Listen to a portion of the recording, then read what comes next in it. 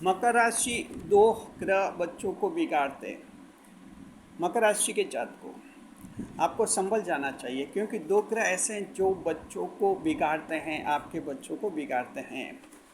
अगर आपकी फैमिली में बच्चे हैं, आपके खुद के बच्चे हैं, आपके रिश्ते में कई बच्चे हैं, आपके मित्रों के कई बच्चे हैं, चिल्ड्रन है, छोटे छोटे बच्चे हैं, और आपको लगता है कि बच्चे बिगड़ रहे हैं, तो समझिए कि बच्चों की कोई गलती नहीं है।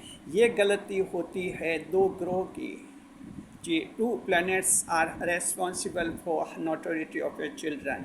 ये दो ग्रह ऐसे हैं जो आपके बच्चों को बिगाड़ देते हैं। आखिर ऐसे कौन से दो ग्रह हैं? और आपको बहुत ही ताज्जुब होगा कि उन दो में से एक ग्रह तो ऐसा है जो बहुत ही सम्मानित ग्रह है, लेकिन उस ग्रह की किस्मत ही खराब है कि उससे कुछ ऐसे नक्षत्र मिले हैं जहां उसका नाम भी खराब होता है, और दूसरा ग्रह खुद खराब ही है और उसके नक्षत्र भी जो हैं खराबी लाते हैं बच्चों के जीवन में। जी, बताएंगे आपको आखिर ऐसे कौन से दो ग्रह हैं जो आपके बच्चों को बिगाड़ रहे हैं। आपके बच्चे आउटलाइन बन रहे हैं, आउट ऑफ लाइन बन रहे हैं, और क्यों परेशानी आपको दे रहे हैं। बच्चे खुद परेशान हो रहे हैं, आपको भी परेशान कर रहे हैं, सब बताएंगे। नए मेहमानों का स्वागत करते हैं। अगर आप पहली बार चैनल पर पधारे तो आपका शुक्रिया तहे दिल, और आपको गुलदस्ता भेंट।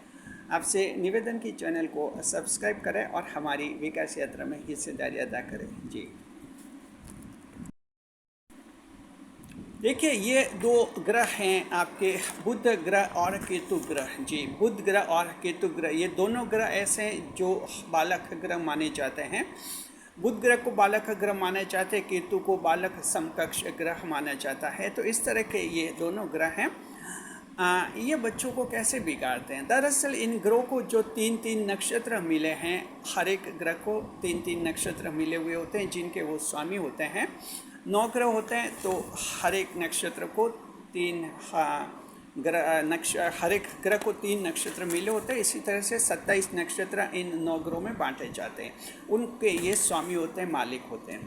तो बुध ग्रह, केतु नक्षत्र और केतु, इन दोनों ग्रहों के नक्षत्र ऐसे इनको मिले हैं जहाँ जन्म के समय बच्चे पर लगता है गंडमूल दोष। जी, गंडमूल यानी मूल दोष लगता है। जब किसी व्यक्ति का जन्म बुध ग्रह के नक्षत्र, केतु के नक्षत्रों में होता है तो उनके गंडमूल दोष लगता है, जिसे हम मूल दोष कहते हैं। सामान्य बोलचाल में इसे मूल कहते हैं, मूल में पैदा हुआ बच्चा। जी, बड़े वार में पैदा हुआ बच्चा, इस तरह से भी समाज में ये कैसा इसे माना जाता है।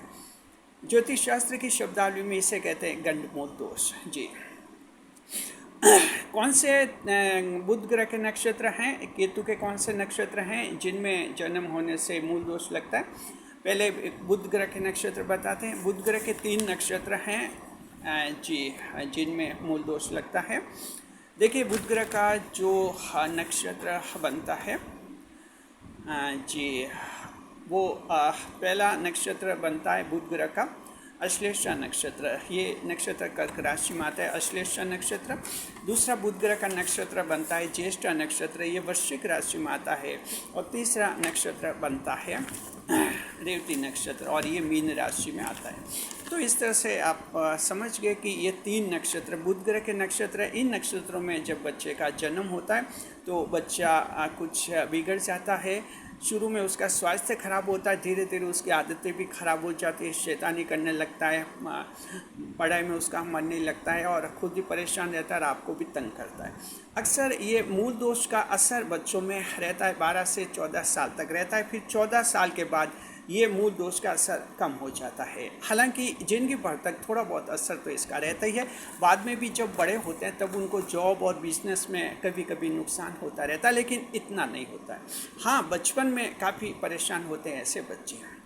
तो बुध ग्रह के 3 नक्षत्र बता दें। अब हम बता रहे केतु के नक्षत्र। जिन नक्षत्रों में आपके बच्चे का अगर जन्म हुआ है तो उस पर भी मूल दोष लगा हुआ है जन्म से। जी, केतु का नक्षत्र 3 नक्षत्र कौन से हैं? अश्विनी नक्षत्र मेष राशि में आता है, ये केतु का नक्षत्र माना जाता है। जी, और दूसरा जो नक्षत्र होता है मकर नक्षत्र, ये सिंह राशि में आता है। और तीसरा नक्षत्र मूल नक्षत्र जो आता है धनु राशि में। तो ये 3 नक्षत्र केतु के नक्षत्र हैं। इन नक्षत्रों में जब बच्चे पैदा होते हैं तब उनमें मूल दोष लगता है जी। तो ये समझ के बुध ग्रह और केतु के नक्षत्रों को एक बार अच्छी तरह से आपको फिर से सुना देते हैं, ध्यान से सुनिए। बुध ग्रह के 3 नक्षत्र होते हैं, अश्लेषा नक्षत्र, ज्येष्ठा नक्षत्र, रेवती नक्षत्र। केतु के 3 नक्षत्र होते हैं, अश्विनी नक्षत्र, मघा नक्षत्र और मूल नक्षत्र। ये 6 नक्षत्र ऐसे हैं, 27 में से 6 नक्षत्र जिनमें जब जन्म होता है तो बच्चे में मूल दोष लगता है, गंड मूल दोष लगता है। आमतौर पर अब समझाते हैं हम आपको गंड मूल दोष का क्या असर होता है। गंड मूल दोष का ये असर होता है कि बच्चों के जो हैं जन्म से स्वास्थ्य वाली समस्या आ जाती है, हेल्थ उनकी ख़राब रहती है। बच्चे या तो बार बार बीमार पड़ते हैं, उल्टी दस्त वगैरह की उनको चलती रहती है बीमारी, बच्चा शरीर से कमज़ोर भी हो जाता है इस तरह से। तो ऐसे बच्चों के लिए आपको स्वास्थ्य पर पूरा ध्यान देना चाहिए, थोड़ा जागरूक रहना चाहिए बच्चों के बारे में। जब बच्चे थोड़े बड़े हो जाते हैं, शैशवावस्था को छोड़कर थोड़े बड़े हो जाते हैं 3, 4, 5 साल के, तब शरारती किस्म के बन जाते हैं, शरारतें ज़्यादा करते हैं, नोटोरिटी ज़्यादा करने लग जाते हैं, पढ़ाई में मन नहीं लगता है, स्कूल भेजे तो स्कूल से वापस भाग कर आ जाते हैं, स्कूल जाने से रोते हैं। ऐसे बच्चे जो हैं ये इस स्थिति में आते जब उनके मूल दोष लगता है जी। उसके बाद ये बच्चे फिर 10-11 साल के होते हैं, तब भी इनके व्यवहार में कुछ खामी आ जाती है, जिद्दी हो जाते हैं, किसी का कहना नहीं मानते और इस तरह से आ जाते हैं। हालांकि 12-14 साल के बाद जब बच्चा किशोरावस्था में आता है तब ये मूल दोष असर कम करने लगता है, फिर बच्चा नॉर्मल हो जाता है। तो सबसे पहले अब क्या बातें ध्यान रखनी है आपको, सुनिए। पहली बात तो ये कि अगर आपका बच्चा शरारती है, खुद परेशान रहता है और आप लोगों को भी परेशान करता है, मोहल्ले में उसकी शिकायत आ रही है, तो पता लगाइए कि बच्चे का जन्म कहीं मूल नक्षत्र में तो नहीं हुआ है। ये जब आप जन्म कुंडली विश्लेषण आपके पंडित जी से करवाएंगे कहीं आपके आसपास के, वो आपको बता देंगे कि बच्चे को कोई मूल दोष है कि नहीं। वैसे तो देखिए मूल पूजा होती है मूल दोष के लिए, लेकिन ये मूल पूजा जन्म के समय हो जाती है। जब बच्चे का जन्म होता है उसके 21 दिन के अंदर, 21 डेज जी, 21 दिन के अंदर जो है या कुछ एक पंडित मान से 27 दिन के अंदर, हाँ तो यूँ समझ लीजिए 21 या 27 दिन। तो 27 दिन के अंदर जो है मूल पूजा करवाई जाती है। ये मूल पूजा वो होती है जिसमें मूल दोष का शमन हो जाता है, मिटिगेशन हो जाता है, यानी कम हो जाता है मूल दोष। तो बच्चा जीवन में परेशान कम रहता है, उसका बचपन भी ठीक से गुजरता है। ये तभी होती है जब जन्म के 27 दिन के भीतर जो हैं उनकी मूल पूजा करवा दी जाए जी। कुछ एक पंडित 21 दिन की अवधि मानते हैं और कुछ एक इसमें 27 दिन की अवधि मानते हैं, थोड़ा सा फर्क है, इससे कोई ज़्यादा अंतर नहीं रहता है। पूजा हो जानी चाहिए जी। 27 दिन के आप कुछ 1-2 महीने, 3-4 महीने, 6 महीने तक करवा सकते हैं, पूजा असर करती है, बाद में फिर ज़्यादा असर नहीं करती मूल पूजा जी। तो एक तो ये जन्म के समय ये सावधानी रखनी है। भविष्य में ध्यान रखिए आपके जब बच्चे जन्म ले और जब मूल दोष में कोई किसी बच्चे का जन्म हो तो ये उपाय आप अवश्य कीजिए, ठीक है। अब मान लीजिए अभी आपके बच्चे बड़े हैं, 10-12 साल के हैं और जन्म के समय आपको पता नहीं था मूल पूजा का, लेकिन अब आपको पता चला कि बच्चों में मूल दोष है, गंड मूल दोष लगा हुआ है, तो उसके लिए क्या करना होता है। अब मान लीजिए देखिए 2 आपको उपाय बता रहे, एक तो गणेश जी का उपाय कर सकते हैं, एक भगवान शिव का उपाय कर सकते हैं। अगर आपके बच्चे का जन्म बुध ग्रह के नक्षत्रों में हुआ था जी, जैसे अश्लेषा नक्षत्र, ज्येष्ठा नक्षत्र, रेवती नक्षत्र, इन 3 नक्षत्रों में अगर बच्चे का जन्म हुआ था तो आपको भगवान गणेश की पूजा करनी चाहिए। भले आपका बच्चा 10-12 साल का हो गया, कोई फर्क नहीं पड़ता, गणपति देव की पूजा आपको करनी चाहिए। ये कम से कम थोड़ी लंबी करनी होती है। बुध ग्रह की पूजा हर बुधवार को कीजिए, गणेश जी की पूजा, और बच्चे के मूल दोष के नाम से कीजिए। ये लगभग आपको 9 महीने तक करनी होती है, महीने में 4 दिन करनी होती है बुधवार को। तो इस तरह से फिर बच्चे का जो है जीवन संतुलित होता है, उसकी शरारतें कम हो जाती है, धीरे धीरे असर करने लगता है ये उपाय।